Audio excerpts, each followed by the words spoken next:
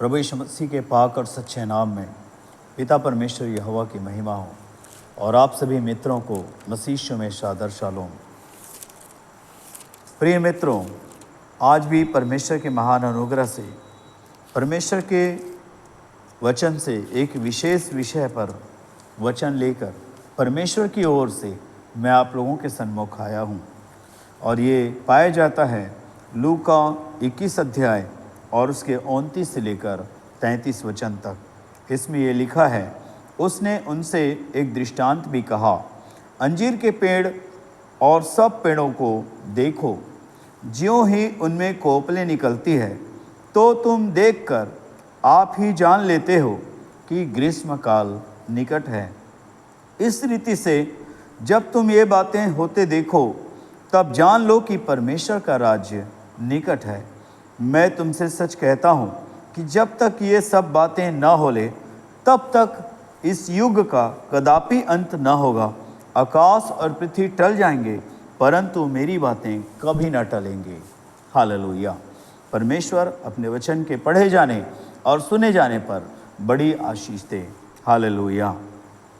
हमने परमेश्वर का वचन लिया है लूका रचित सुसमाचार उसकी 21 अध्याय और उसके 29 से लेकर के 33 वचन तक, और इसका शीर्षक है अंजीर के पेड़ में नई कोपलें।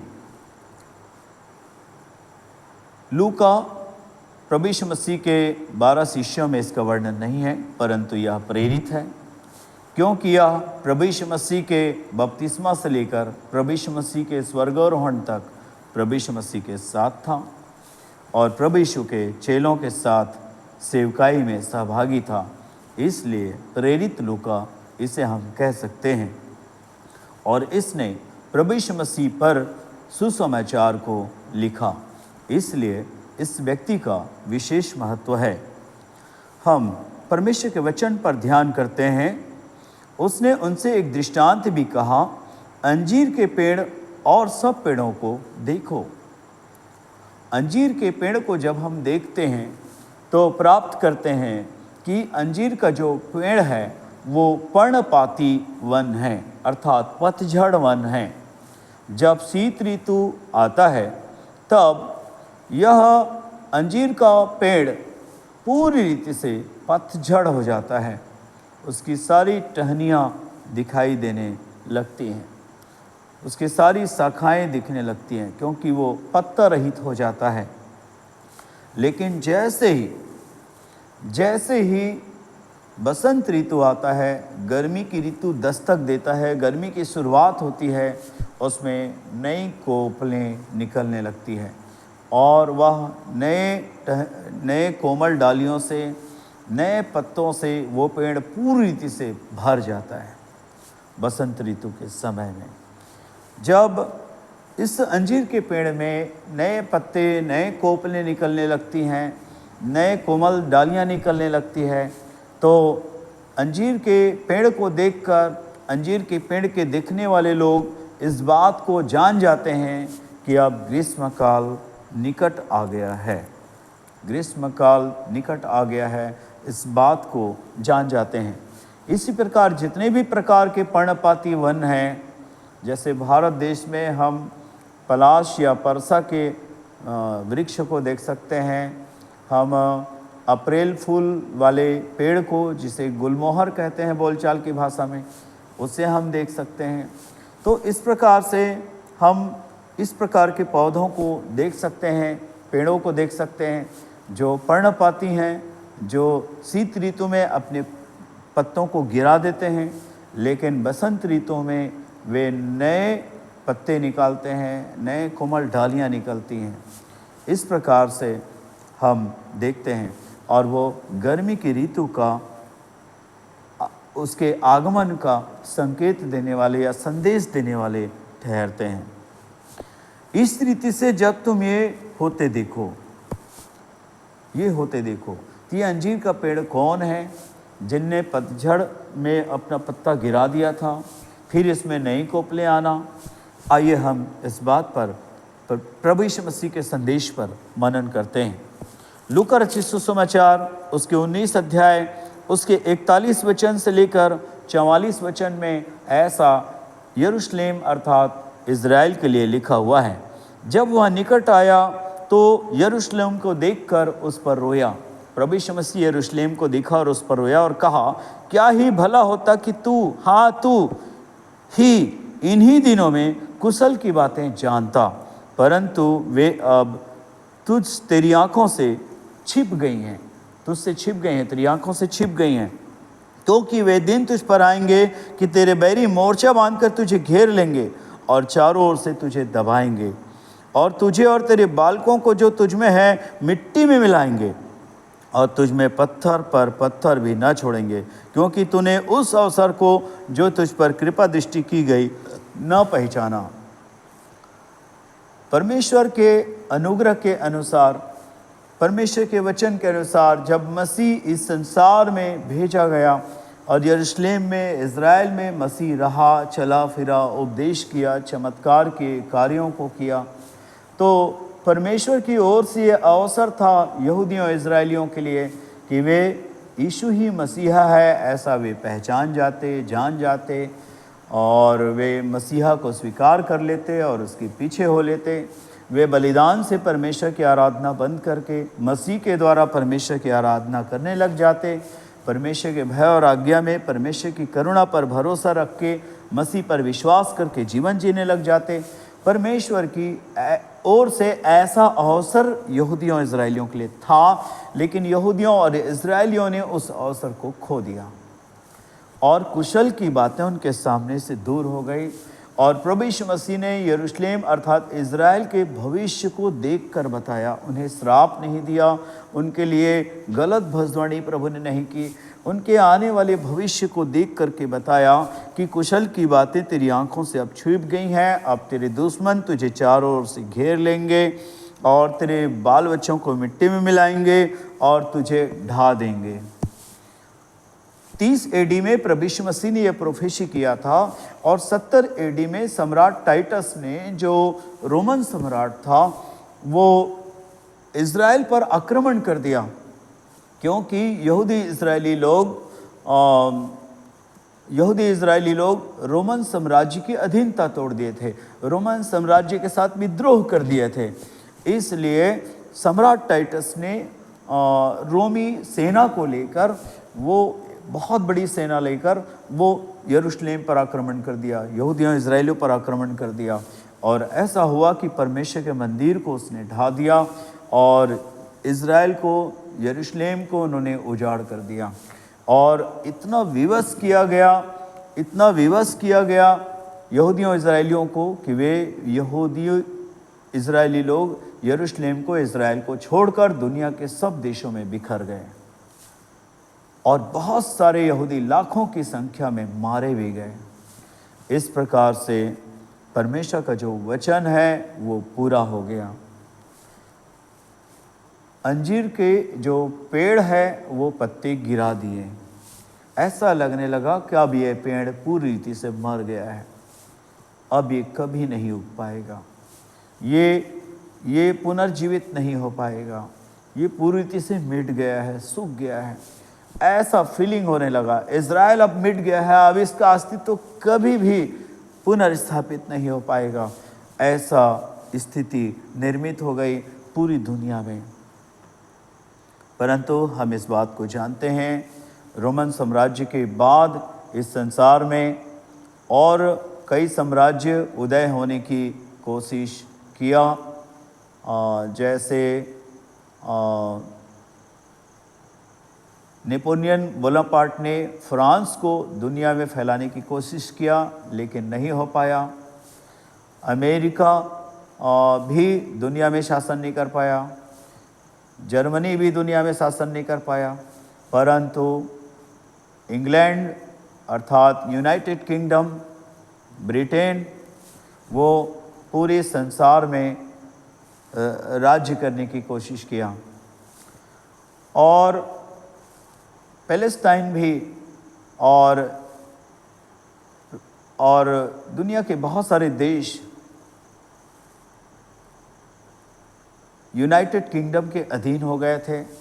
पूरी दुनिया में उनका दबदबा स्थापित हो गया था और ऐसे ही समय में दो विशेष विश्व युद्ध इस संसार में हुए। 1914 में प्रथम विश्व युद्ध और 1939 में द्वितीय विश्व युद्ध। द्वितीय विश्व युद्ध में बहुत ज़्यादा नुकसान हुआ, बहुत ज़्यादा नरसंहार हुआ, और प्रथम विश्व युद्ध में भी बहुत ज़्यादा नुकसान और बहुत ज़्यादा नरसंहार हुए। द्वितीय विश्व युद्ध में जो यहूदी व्यक्ति था जे रॉबर्ट जी, जिन्होंने परमाणु बम का आविष्कार किया, उसकी मदद से अमेरिका ने जापान पर हिरोशिमा और नागासाकी में परमाणु बम उन्होंने गिराए और उससे बहुत ज़्यादा नुकसान हुआ। यह घटना 1945 की है और 6 अगस्त और 9 अगस्त को ये परमाणु बम गिराए गए। इसके गिरने से बहुत ज़्यादा विनाश हुआ। इस विनाश को देखते हुए एक संस्था उदय हुई, उसका नाम है United Nation Organisation. United Nation Organisation की स्थापना हुई और इस संस्था के स्थापना होने का जो उद्देश्य था, या है कह देना चाहिए, इस संस्था के उदय होने का जो उद्देश्य है, क्योंकि यह संस्था अभी भी है और आगे भी बना रहेगा परमेश्वर की दया से, इस संस्था के उदय होने का ये उद्देश्य है कि विश्व में शांति हो, विश्व में सुरक्षा हो, विश्व में मानव अधिकारों की सुरक्षा होनी चाहिए और विश्व में सभी देश मैत्रीपूर्ण संबंध के साथ जीवन बिताएं, व्यापारिक संबंध हो और दुनिया का सब देश स्वतंत्र और आबाद होता जाए। ये उद्देश्यों के साथ यूएनओ यूनाइटेड नेशन ऑर्गेनाइजेशन की स्थापना हुई और यूनाइटेड नेशन ऑर्गेनाइजेशन की जब स्थापना हुई तो ब्रिटेन ने पैलेस्टाइन को और उन्होंने यूनाइटेड नेशन को हाथ में छोड़ दिया, इज़राइल को यूनाइटेड नेशन ऑर्गेनाइजेशन के हाथ में सौंप दिया।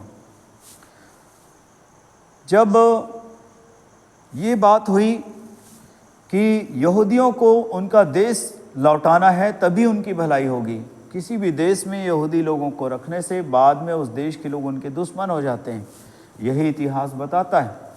इन बातों को ध्यान में रखते हुए यूनाइटेड नेशन ऑर्गेनाइजेशन ने 1948 में उन्होंने इज़राइल को उसकी भूमि दे दी।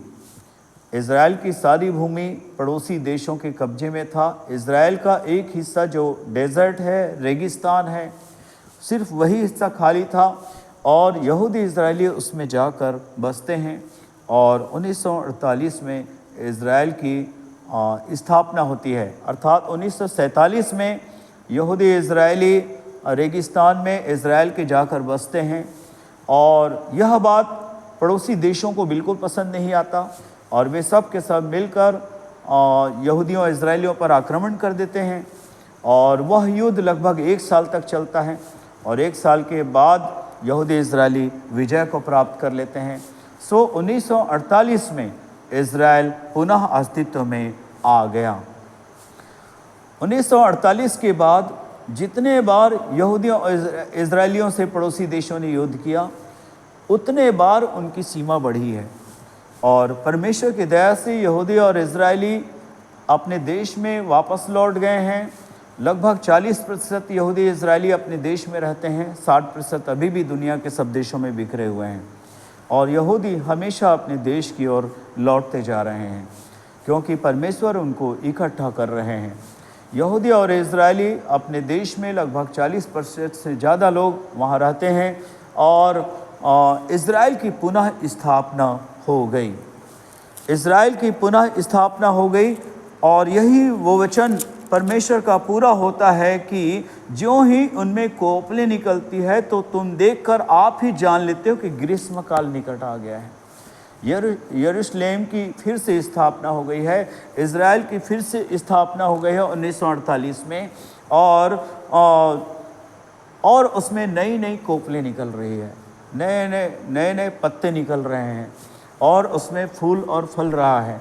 आज इज़राइल सारी दुनिया में बहुत ज़्यादा आशीषित देश है। सब मायनों में वो सक्षम है, सब मायनों में सामर्थी है, सब मायनों में आशीषित है। परमेश्वर का अनुग्रह उसके ऊपर आ गया है, वो फिर से पुनर्स्थापित हो रहा है, वरन बहुत ज़्यादा आशीषित हो रहा है। दुनिया का सब देश के सामने वो बहुत ज़्यादा आशीषित है, दुनिया के सब देश से ज़्यादा आशीषित है।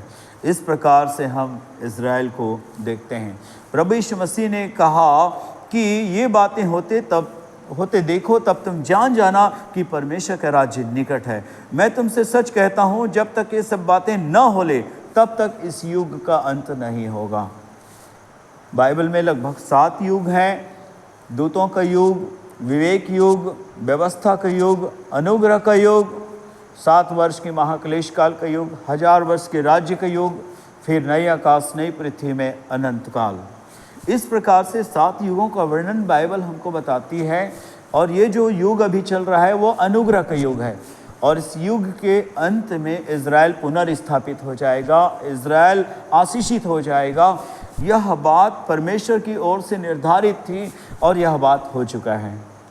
और इज़राइल दिन ब दिन उसकी सीमा बढ़ रही है। इज़राइल प्रतिदिन और आशीषित होते जा रहा है। यह इस बात को दर्शाता है कि यीशु मसीह स्वर्ग से बादलों में कलीसिया को लेने के लिए कभी भी आ सकते हैं। इसलिए हम सब मसीह की प्रतीक्षा में जीवन को बिताएं, क्योंकि प्रभु यीशु स्वर्ग से बादलों में हमें लेने के लिए कभी भी आ सकते हैं। जैसे यीशु मसीह स्वर्ग से बादल में आएंगे, कलीसिया प्रभु के पास उठा ली जाएगी। मसीह में मरे हुए जी उठकर, मसीह में जीवित लोग परिवर्तित होकर, ये दोनों प्रकार के लोग प्रभु यीशु के साथ बादलों में उठा लिए जाएंगे। इस प्रकार कलीसिया प्रभु यीशु के पास उठा ली जाएगी और अनुग्रह की युग की समाप्ति हो जाएगा और एक नए युग की शुरुआत इस धरती पर होगी। और वो है 7 वर्ष का महाक्लेश काल, जिसमें यीशु मसीह के विश्वासी नहीं रहेंगे। जो लोग प्रभु यीशु मसीह में विश्वास कर रहे हैं, जो लोग प्रभु यीशु की प्रतीक्षा में जीवन बिता रहे हैं, प्रभु यीशु के नाम में परमेश्वर की आराधना कर रहे हैं, परमेश्वर का भय मान रहे हैं, उसकी आज्ञा का पालन कर रहे हैं और अपनी धार्मिकता पर नहीं परंतु परमेश्वर की करुणा पर भरोसा कर रहे हैं, यीशु मसीह के उद्धार करने की सामर्थ्य और प्रकृति पर विश्वास और भरोसा रख रहे हैं, यीशु मसीह के प्यार पर भरोसा कर रहे हैं, ऐसे लोग निश्चय रैप्चर के भागी होंगे। वे महाक्लेश के भागी नहीं होंगे। परंतु जिन्हें अपनी धार्मिकता पर भरोसा है, या जो मसीह की प्रतीक्षा में जीवन नहीं बिता रहे हैं, या जिनको मसीह से कोई मतलब नहीं है, ऐसे लोग संसार में छूट जाएंगे और वे 7 वर्ष के महाक्लेश काल के भागी होंगे। सो मेरे प्रियो, हम युग के अंतिम से भी अंतिम समय में रह रहे हैं। जाग उठने की घड़ी आ पहुंची है, दिन निकल चुका है, रात बीत चुकी है। समय को पहचान कर मसीह की प्रतीक्षा में जीवन को बिताएं। परमेश्वर हम सबको आशीष दे। आइए प्रार्थना करते हैं। महान परमेश्वर यहोवा, प्रभु यीशु के नाम में प्रणाम। आपके वचन को आपके आत्मा के द्वारा जगत के मनुष्यों को, जगत की कलीसिया को समझाइए और सबको उद्धार दीजिए पिता, प्रभु यीशु के नाम में, आमीन। बाय बाय प्रियो, जय मसीह की, अलविदा। अगले वीडियो में फिर से मिलेंगे और सब्सक्राइब करना, शेयर करना ना भूलें। परमेश्वर आशीष दे। Thank you.